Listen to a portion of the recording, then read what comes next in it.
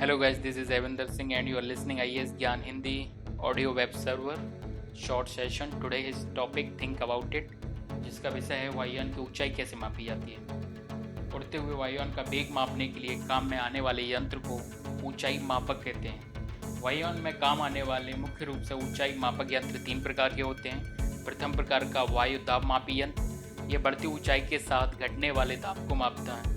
यह एक प्रकार का निद्रप बैरोमीटर होता है। उसमें धातु से बनी एक छोटी डिबिया होती है जिसमें से वायु बाहर निकाल दी जाती है। उसमें फैलने वाली और सिकुड़ने वाली धौकनियाँ लगी होती हैं।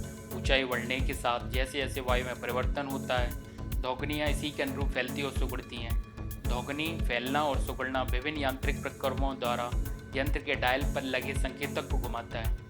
संकेतक की डायल पर स्थिति से वायुयान की ऊंचाई ज्ञात करने के दूसरे तरीके के अंतर्गत रेडियो ऊंचाई मापक यंत्र से वायुयान से रेडियो तरंगों को धरती पर भेजा जाता है। ये तरंगें जमीन से टकराकर परावर्तित होती हैं।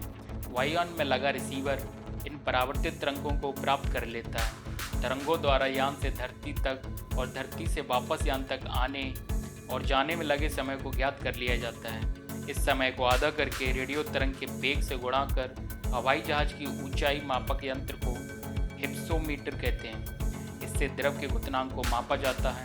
ऊंचाई मापी वायुयान के नियंत्रण और पथ प्रदर्शक के लिए बहुत उपयोगी यंत्र हैं। So thank you guys for listening and connect with us.